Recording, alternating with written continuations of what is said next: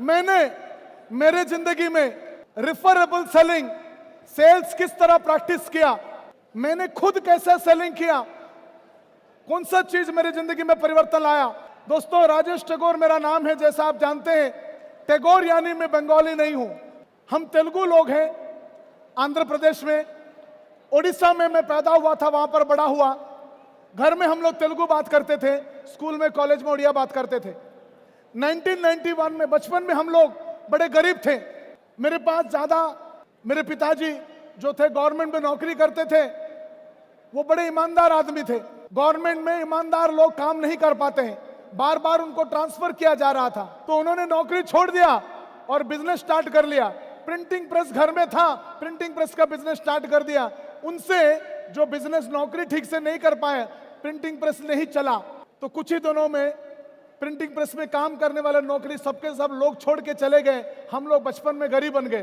कैसे भी करके मैं 21वां साल तक, बीकॉम कंप्लीट होने तक उड़ीसा का रायगढ़ गांव में पड़ा हुआ। जुलाई 1991 रायगढ़ छोड़ के मैं बॉम्बे आ गया नौकरी के तलाश में।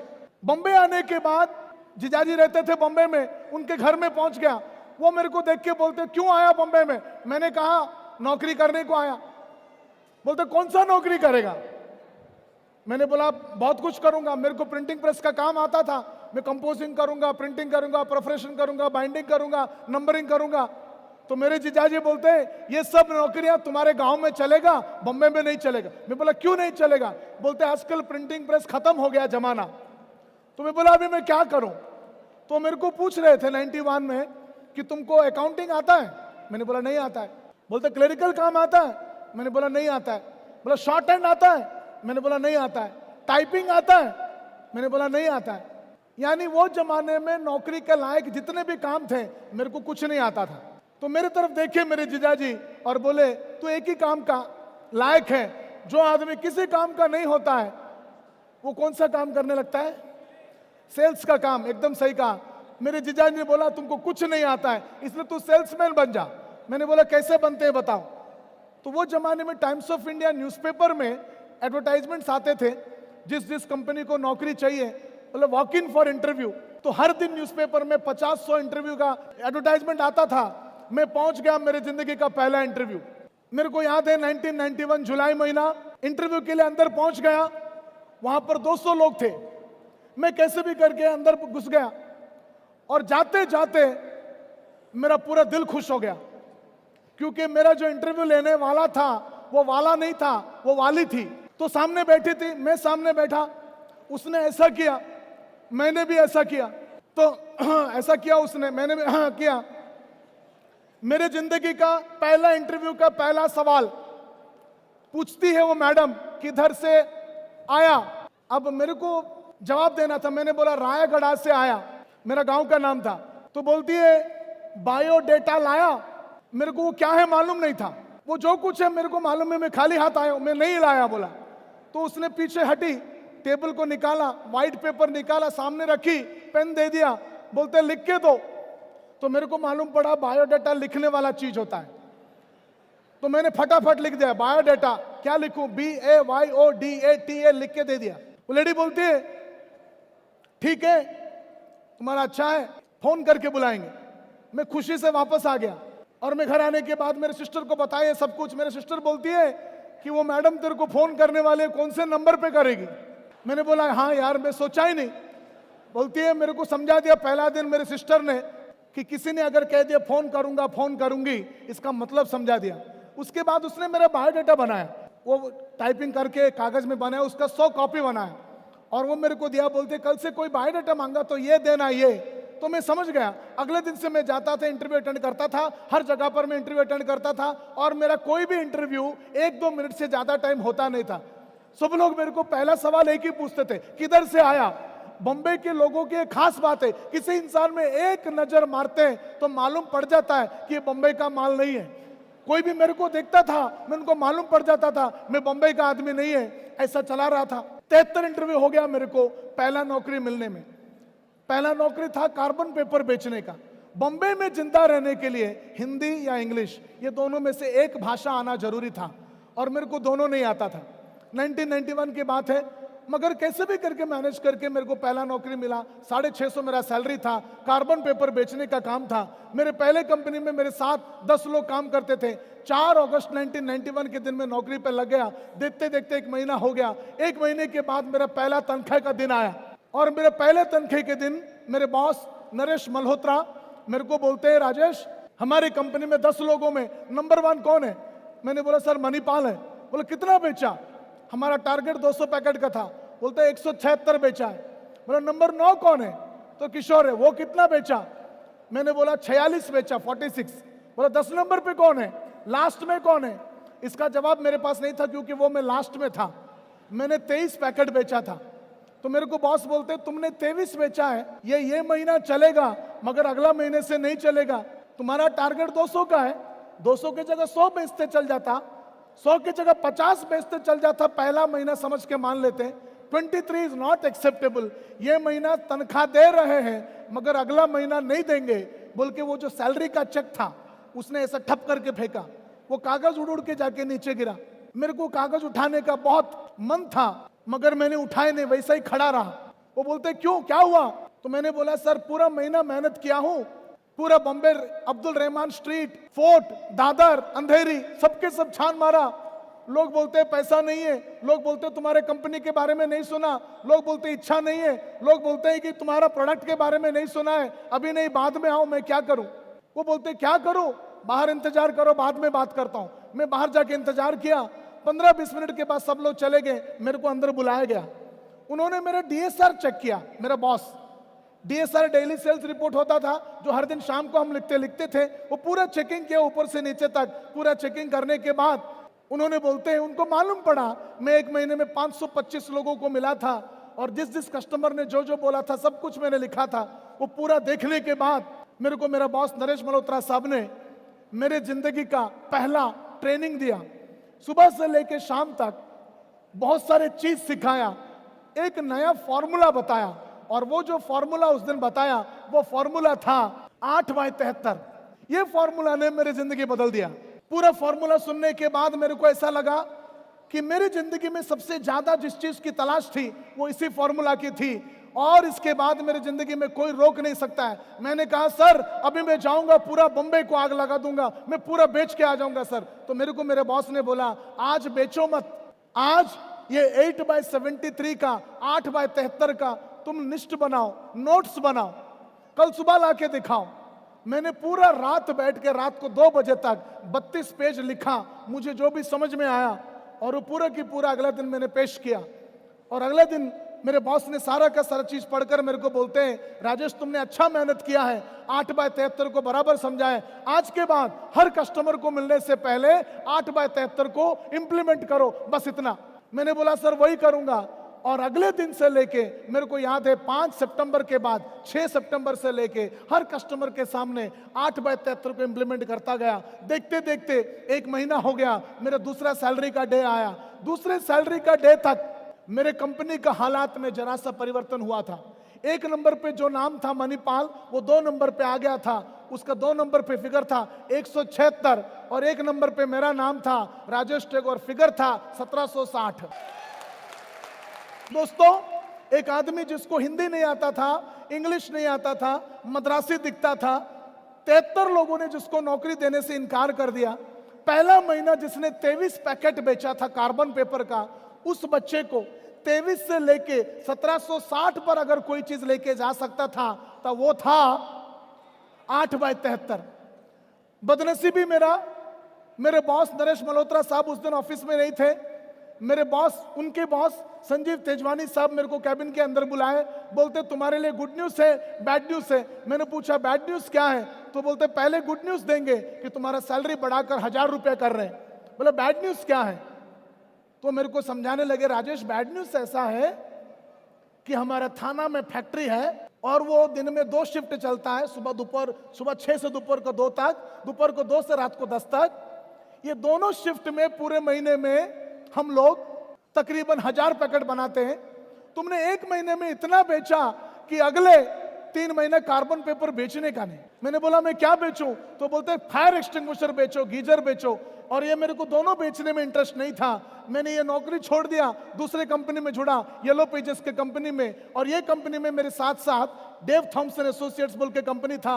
34 लोग बॉम्बे में काम करते थे, 430 लोग इंडिया में काम करते थे। और इस कंपनी में पहला महीने से ही 8/73 का प्रयोग मैंने चालू किया। पहला महीना मैं ऑल ओवर इंडिया का नंबर 1 रहा, दूसरा महीना नंबर 1 रहा, तीसरा महीना नंबर 1 रहा, चौथा महीना ये कंपनी में दोस्तों मेरे जीवन में प्रॉब्लम स्टार्ट हुए। एक नया लड़का जुड़ा जिसका नाम था सैयद असगर। ये बड़ा खूबसूरत आदमी था, हैंडसम आदमी था, बहुत सारे उसके अंदर खूबियां थे। एक खूबी था कि उसको भी 8/73 मालूम था। आखिरी दिन बाय चांस में नंबर 1 रहा, वो नंबर 2 रहा। हम दोनों के बीच में बहुत कम फर्क था। मेरे को डर लगने लगा क्योंकि साथ में कहानी चल रहा था। इस कंपनी में एक लड़की काम करती थी रीना नाम की। पूरे के पूरे 34 लड़के लोग जो थे उसको लाइन मारते थे। मैं भी उसके पीछे पागल था, मगर मैंने कभी उसको बताया नहीं। रीना को एक ही लड़का पसंद था। कौन? नहीं, मैं नहीं, ये फिल्म नहीं है। जो भी नंबर 1 होता था वो उसको पसंद रहता था, अच्छी तरह से बात करती थी। 3 महीने से मैं नंबर 1 था तो मेरे से ठीक से बात करती थी। अब चौथा महीने ये नया लड़का सैयद आया और वो भी ठीक से काम करने लगा, तो उससे भी ठीक से बात करने लगी। मेरे को जलन होने लगा। और हमारे बॉस देखा दोनों तरफ आग बराबर लगी है, तो दोनों को उसने पेट्रोल डाला। मेरे को बोलता है मेरा बॉस, राजेश इतना दिन नंबर 1 बन के फायदा नहीं है, अब बन के दिखाओ। मेरे सामने असगर को बोलता था, असगर पूरे इंडिया में ये राजेश टैगोर को हराने वाला अगर कोई है वो तुम हो, काम करो। हम दोनों काम करते थे। अगला महीना 1 से 29 तक वो नंबर 1, 30 तारीख को मैं नंबर 1। अगला महीने 1 से 30 तक वो नंबर 1, 31 तारीख को मैं नंबर 1। मैं क्या करता था, जितने भी चेक आते थे दबा के रखता था, 31 तारीख को निकाल के देता था। तो फाइनली मैं नंबर 1 हो जाता था। 3 महीने के बाद उसने भी चेक छुपाना स्टार्ट किया, तो मेरे पास दूसरा कोई चारा ही नहीं था। मैंने बॉम्बे में, पूना में जाकर अलग अलग ट्रेनिंग लेके 8/73 को उपयोग करते करते 18 महीना उसके साथ हमारा प्रतियोगिता रहा। और सारा 18 महीना मैं ऑल इंडिया नंबर 1 रहा दोस्तों। 18 महीने के बाद ये जो लड़का था वो बोला कि मेरे से अभी नहीं होगा, वो दुबई चला गया। ये कंपनी ने मेरे को जीएल बनाया, मैं ऑल इंडिया नंबर 1 जीएल बना। उसके बाद टीएम बनाया, I was all India number 1 TM. उसके बाद सिटी सेल्स मैनेजर बनाया, I was all India number 1 city sales manager. उसके बाद 1995 के टाइम पर मैंने 65,000 रुपए का नौकरी छोड़कर खुद का बिजनेस स्टार्ट किया। मेरा ड्रीम था कि बॉम्बे के लिए एक मल्टी कलर्ड येलो पेजेस छापूं। 1998 तक दोस्तों मैं बॉम्बे के इतिहास का पहला और एकमात्र multi coloured yellow pages Bombay business book publish किया। दोस्तों ये बॉम्बे बिजनेस बुक है जो भारत के इतिहास का पहला और एकमात्र मल्टी कलर्ड येलो पेजेस है जो मैंने छापा है। वजह 8/73। उस एक लड़की के चक्कर में हमने क्या क्या नहीं किया। 99 से लेके आज तक मैं ट्रेनिंग देता आ रहा हूं दोस्तों। Coca Cola, Procter and Gamble, Hindustan Lever, ऐसे LIC, SBI, HDFC जैसे बड़े बड़े कंपनियों को मैं ट्रेनिंग देता आ रहा हूं। और मेरा ख्वाब था कि किसी दिन आऊं RCM को ट्रेनिंग दूं, और पिछले साल मेरा यह ख्वाब भी पूरा हुआ। यह मेरी छोटी सी कहानी है। आप कुछ पूछ रहे थे? कौन कौन? रीना। 25 सितंबर 1995 के दिन रीना ने आके मेरे साथ शादी कर लिया दोस्तों। आपके पास और कोई सवाल है? 8/73 क्या है, यही सवाल है? यह सवाल का जवाब मैं आपको क्यों दूं? अच्छा, यह जवाब अगर बता दूं तो आप क्या करेंगे? इंप्लीमेंट करेंगे? इस्तेमाल करेंगे? पक्का? वादा? कसम खा के कह सकते हो? 1 मिनट के लिए खड़े हो जाओ, कसम खाओ। हाथ उठाइए, राइट हैंड, और बोलिए, मेरे साथ बोले, मैं कसम खा के कहता हूं आज के बाद हर सेल्स कॉल में मैं 8/73 को इंप्लीमेंट करूंगा, इस्तेमाल करूंगा। यह सच्चा वादा है। जोरदार तालियां और बैठ जाइए। दोस्तों 8/73 एक ऑब्जेक्शन हैंडलिंग फॉर्मूला है। ऑब्जेक्शन हैंडलिंग फॉर्मूला का मतलब, आप जब रोज लोगों को मिलते हो, न्यूट्री चार्ज खरीदो बोलते हो, आरसीएम में जुड़ो बोलते हो, तो कोई भी आदमी आजा आजा रजा ये ले पैसा ले बोलता नहीं बोलता है। तो लोग क्या बोलते हैं? टाइम नहीं है, पैसा नहीं है, बाद में आओ, सोच के बताता हूं। ऐसा बोलते हैं हाँ या ना? ये जो कस्टमर बोलते हैं इसको सेल्स की भाषा में कहते हैं ऑब्जेक्शन, आपत्ति। ये ऑब्जेक्शन को हैंडल करने का फॉर्मूला है 8/73। इसमें 2 भाग है, एक 8 है और दूसरा 8 सेल्समैन लोगों के बारे में है, यानी हमारे बारे में है। 73 कस्टमर लोगों के बारे में। 8 का मतलब है अगर 100 लोग जाकर अपनी अपनी गलियों में, अपने अपने शहरों में कस्टमर को मिलकर कुछ बेचने को कोशिश करते हैं, समझो न्यूट्री चार्ज, पीवीएम में breakfast, ProDiet plus nutri charge man, आप किसी को बेचने को कोशिश करते हो, तो 100 के 100 लोग हाँ ठीक है दे दो ऐसा बोलते हैं। तो बहुत सारे लोग बोलते हैं यार मेरे को इंटरेस्ट नहीं है, ऐसे बोलते हैं क्या? ये जो कस्टमर की बातचीत में लोगों ने कहा मेरे को इंटरेस्ट नहीं है, इसको कहते हैं ऑब्जेक्शन नंबर 1। ऑब्जेक्शन नंबर, ये पहला ऑब्जेक्शन को सुनकर 100 में से रिसर्च करता है कि 44% लोग हार मान के वापस आ जाते हैं। 100 लोग गए थे, कस्टमर को मिले, बात किए, पीवीएम में ब्रेकफास्ट ले लो बोला, प्रोडाइट प्लस मैन ले लो बोला। 100 में से 100 के 100 लोगों ने बोला नहीं नहीं नहीं नहीं हमको नहीं चाहिए। ये सुन के कितने लोग वापस आ गए? 44। कितने लोग अभी भी सामने बैठे हैं? 56, 56। अब तक 56 बैठे हैं। ये लोग हार नहीं मानते, ये कस्टमर को आगे समझाते, सर ये आपके सेहत की सवाल है, सर आपके जीवन की सवाल है, आपके फ्यूचर की सवाल है, आपके परिवार की सवाल है, आपके परिवार के खातिर, फ्यूचर के खातिर, हेल्थ के खातिर, अच्छा सेहत के खातिर आपके जीवन में ब्रेकफास्ट को चेंज करना जरूरी है, उतना परिवर्तन लाइए। ये तो एक चीज शुरू करिए ना सर, 6 महीने तो देखिए, ये पीवीएम में स्टार्ट करिए। ये लोगों ने क्या किया? ये जवाब दिया। इस जवाब को कहते हैं ऑब्जेक्शन हैंडलिंग।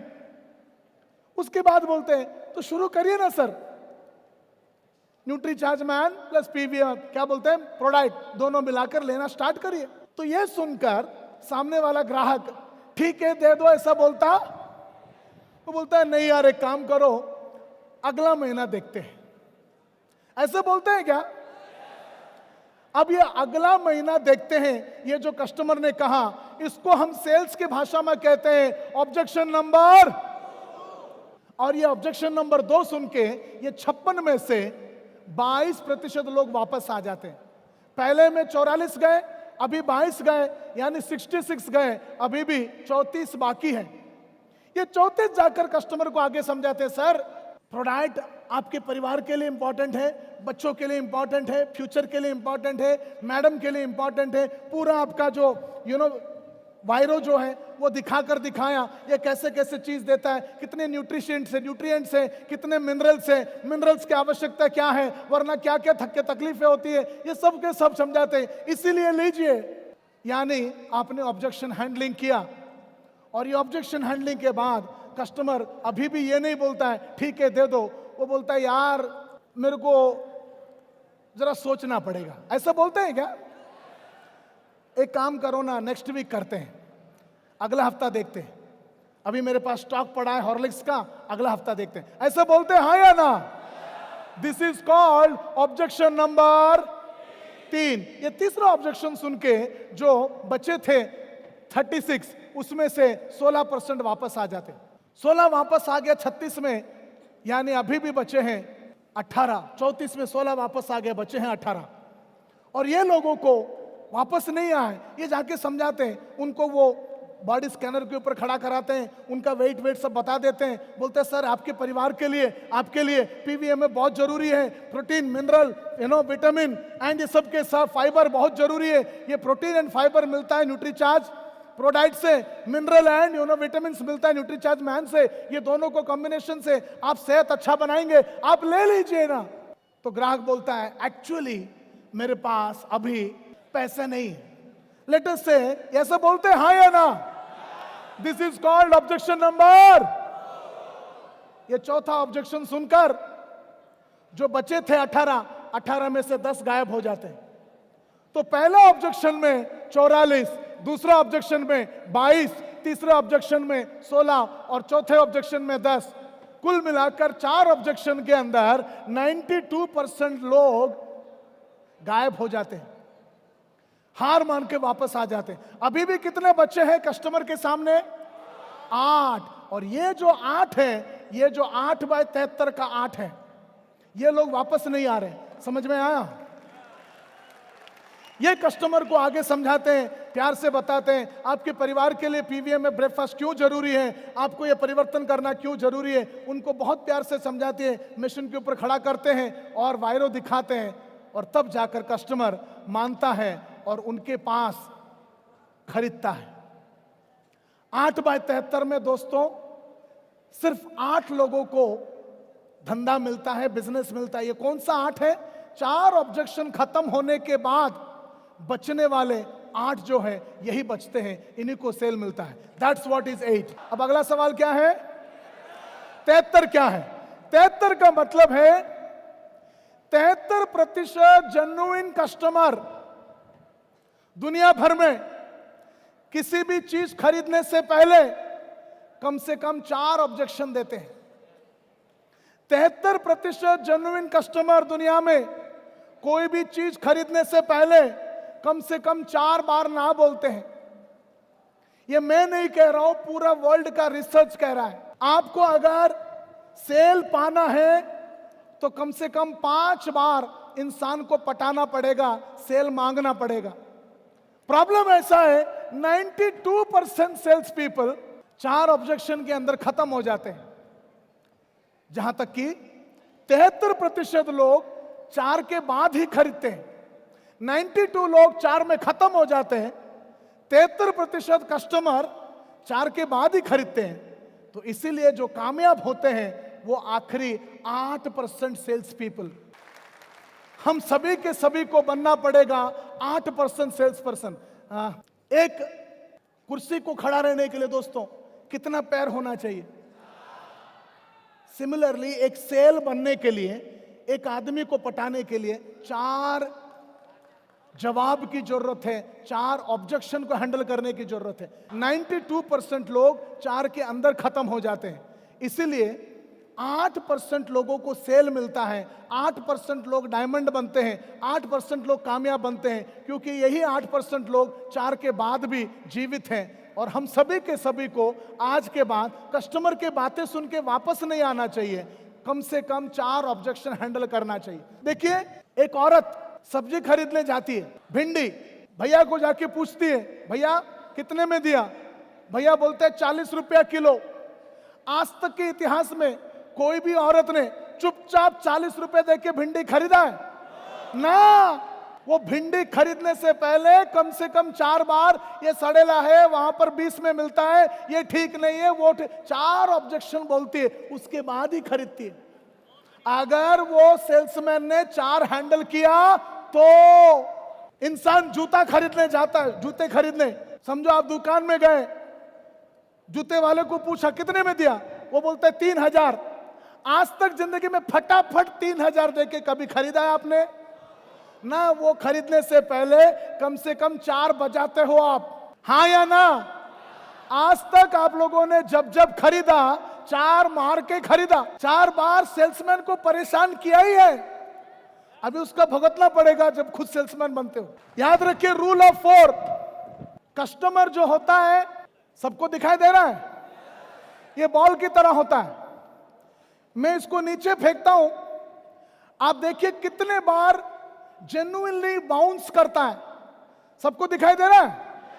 ये कौन है? कस्टमर देखिए देखिए, 1 2 3 4 टू बॉल भी 4 बाउंस करता है। वापस देखिए कस्टमर की तरह, ध्यान से देखिए, 1 2 3 4 टू छोड़ी।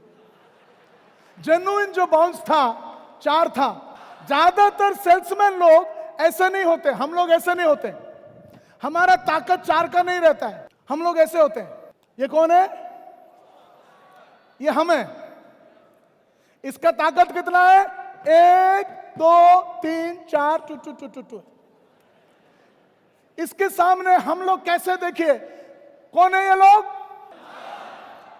इसका क्या ताकत है? हमारा ताकत देखिए, 1। ये है गैप एरिया 8/73। जब दोनों का सामना रहता है, ये कौन है? ये कौन है? दोनों का जब सामना होता है, दोनों का सामना, ये बंद पड़ गया, ये चालू है। देखो देखो देखो, यहां पर होता है गैप। इसीलिए लगता है ट्रेनिंग, इसलिए लगता है मीटिंग, इसलिए लगता है एजुकेशन, इसलिए लगता है किताब पढ़ना, कैसेट सुनना। जब ये सब करते हो, हमारे जैसे ट्रेनर लोग आपके काबिलियत, कौशल्य के ऊपर वर्क करते हैं, आपके अंदर के डायमंड को पॉलिश करते हैं, आपके ऊपर की चर्बी को निकालते हैं, तब जाकर आपके अंदर की कौशल्य इंप्रूव होता है ना। बहुत कचरा भरा है, कितना कचरा भरा है देखो, अभी भी नहीं। ये आज का जो ट्रेनिंग है, आज आप सबके साथ मैं ट्रेनिंग दे रहा हूं, आपके अंदर के हीरा को निकालने की कोशिश कर रहा हूं। 8/73 का कोशिश यह है। ये ट्रेनिंग के बावजूद आज के बाद भी कस्टमर ऐसा ही रहेगा। ये कौन? ये ट्रेनिंग के बाद ये कौन? कस्टमर का ताकत कितना है? 1 2 3 4। और आज के ट्रेनिंग का मकसद है, 8/73 सिखाने का मकसद है, आज के बाद आपका, ये कौन है? जब कभी कस्टमर को मिलेंगे, आपका ताकत होगा ये 1 2 3 4 5 6 7 8।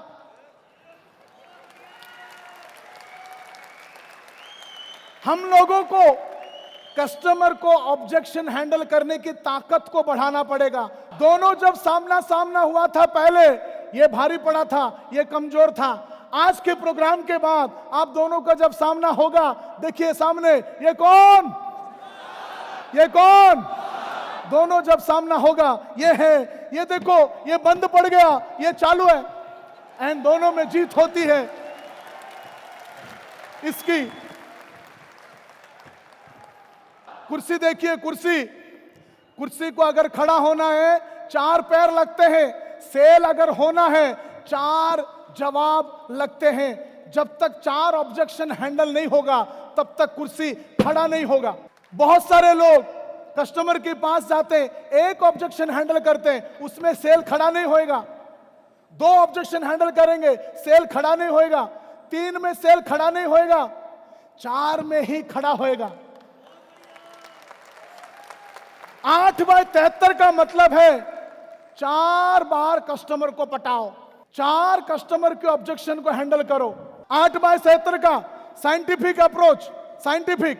जब आप पहली बार कस्टमर को मिलते हो, समझो कस्टमर को मिले और कस्टमर को प्रोडक्ट प्लस मैथ बताया, वो बोलता है नहीं यार मेरे को इंटरेस्ट नहीं है। ध्यान से सुनिए मैंने क्या बोला। उसने बोला नहीं यार मेरे को इंटरेस्ट नहीं है। मैं दोबारा बोलता हूं, आखिरी बार सुनिए ध्यान से। उसने क्या बोला? नहीं यार मेरे को इंटरेस्ट नहीं है। ये इसको कहते हैं, हम लोग क्या बोलते हैं? ऑब्जेक्शन। अब ये ऑब्जेक्शन को, नहीं यार मेरे को इंटरेस्ट नहीं है, इसका वजन अगर देखेंगे, समझ लो इसका वजन है 200 यूनिट। आप जब ठीक से हैंडल करते हो प्रोस्पेक्ट के ऑब्जेक्शन को, अब बोलते हो सर पीवीएमएफ जरूरी है आपके सेहत के लिए, आपके फ्यूचर के लिए, बीमारी नहीं आने के लिए, पीवीएमएफ के लिए आप ये लीजिए, प्रोडाइट प्लस मैन लीजिए। तो कस्टमर ऑब्जेक्शन नंबर 2 डालता है, बोलता है यार एक काम करो अगला महीना आ जाओ, मगर वो बोलते वक्त ना यार अगला महीना आ जाओ ना, ऐसा बोलता हूं। यानी अगर देखोगे ताकत जो है दूसरा ऑब्जेक्शन तक 100 पे उतर जाता है, तीसरा ऑब्जेक्शन तक यार अगला हफ्ता करते हैं ना प्लीज, 50 हो गया उसका ताकत, चौथा ऑब्जेक्शन तक ताकत 0 हो जाता है। आप अगर साइंटिफिकली देखेंगे 4 ऑब्जेक्शन के बाद ही खत्म होता है। एक छोटे से पिक्चर देखते हैं 8x73 का इंप्लीमेंट करता हुआ। इसकी कोई जरूरत नहीं, मुझे सामंत साहब से बिजनेस की बात करनी है। बिजनेस की बात करना चाहते हो, इस तरह लिफ्ट रोककर? ऑब्जेक्शन 1। सुना है लिफ्ट की दीवारों के कान नहीं होते। Objection handling. सामंत साहब, अगर मैं आपको यह बता दूं कि किस वक्त और किस जगह टावर का सोना उतरेगा, तो आप मुझे कितना हिस्सा दे सकते हैं? अगर ये मजाक है तो तुम हंसने के लिए जिंदा नहीं रहोगे। ऑब्जेक्शन 2। अगर आपने इसे मजाक समझा तो बाद में बहुत रोएंगे। ऑब्जेक्शन सोना हैंडलिंग। 50 लाख का है। नया इंफॉर्मेशन। तुम ये सब कैसे जानते हो? ऑब्जेक्शन 3। आप फल खाइए, पेड़ गिनने की क्या जरूरत है? Objection handling. बोलिए, मुझे कितना शेयर दे सकते हैं? 5 लाख, मगर सोना मिलने के बाद। ऑब्जेक्शन 4। ठीक है, आप अपने आदमी भेज दीजिए। डावर का स्टीमर आज रात 11 बजे वर्सोवा बीच पर आएगा। और ये चौथा लीजिए। ऑब्जेक्शन हैंडल हो गया, सोना पेपर वर्क हो ये गया, देकर मिलेगा। Game close. इधर भी 4 ऑब्जेक्शन के बाद ही खरीदा जाता है। ऐसा वाला ऑब्जेक्शन हैंडलिंग का और एक पिक्चर देखना चाहते हो तो बोलिए। तुम्हारी इंफॉर्मेशन ठीक थी, सोना हमें मिल गया। और अब मुझे मेरा 5 लाख रुपया भी मिल जाना चाहिए। जरूर मिल जाना चाहिए, लेकिन तुमने ये नहीं बताया कि तुम हो कौन। ऑब्जेक्शन 1। मेरे ये बताने से सोने का भाव नहीं गिर जाएगा। Objection handling. काम हो गया है, मुझे मेरा पैसा चाहिए। सोना तो हमें मिल गया, अब अगर तुम्हारे पैसे ना दूं तो? ऑब्जेक्शन 2। सामंत साहब, बचपन में मैंने एक कहानी सुनी थी। एक आदमी को एक मुर्गी मिल गई जो रोज उसे एक सोने का अंडा दिया करती थी। एक दिन उसने सोचा, ऑब्जेक्शन हैंडलिंग। क्यों ना मुर्गी का पेट फाड़कर सारा सोना एक ही दिन में हासिल कर लूं। और उसने मुर्गी मार डाली। New information. सोच लीजिए, सारे अंडे आज चाहिए या? मैं तो मजाक कर रहा था। ऑब्जेक्शन 3। मैं जानता था कि आप मजाक कर रहे हैं। Objection handling. ना ना, 4 के पहले नहीं होएगा धंधा। देखो ये लो पूरे 5 लाख। दूसरी इंफॉर्मेशन कब मिलेगी? ऑब्जेक्शन 4। बहुत जल्दी।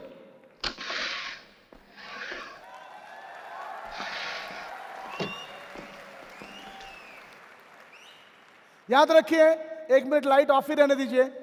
पहला ऑब्जेक्शन 200 का था, दूसरा ऑब्जेक्शन ताकत कम होता है 100 होता है, तीसरा ऑब्जेक्शन 50 होता है, चौथा ऑब्जेक्शन के बाद 0-0 होता है। जरा सा धक्का लगता है वो आदमी मान जाता है। मगर महत्वपूर्ण बात यह है कि अगर आपने ऑब्जेक्शन ठीक से हैंडल किया तो 200 का 100, 100 का 50, 50 का 0 होता है। अगर ठीक से हैंडल नहीं किया तो 200 का 400, 400 का 800, 800 का 1500 हो सकता है। तो ऑब्जेक्शन ठीक से हैंडल करना जरूरी है। 200 का 500 का 1000 होता हुआ सीन देखना चाहते हो तो बोलिए हाँ। बस इतना समझ लो कि घर में जवान बेटी सीने पर पत्थर की सिल की तरह होती है। बसंती का ब्याह हो जाए तो चैन की सांस लूं।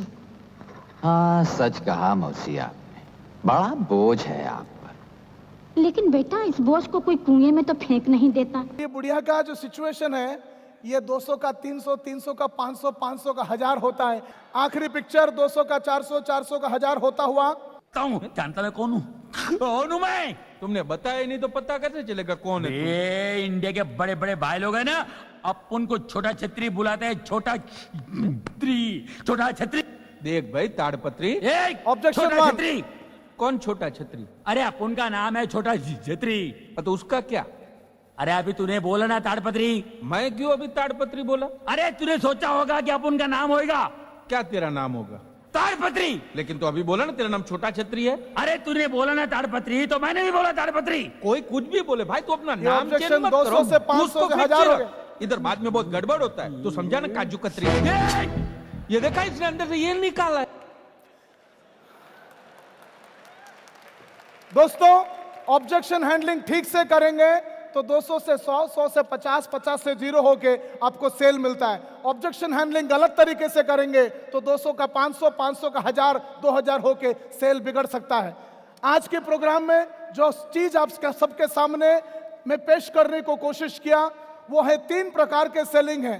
पहला प्रकार के सेलिंग है रिजेक्टेबल सेलिंग, जो हमको करना नहीं चाहिए। दूसरे प्रकार के सेलिंग है रिसीवेबल सेलिंग, जो वायरो दिखा के करना हमको चाहिए।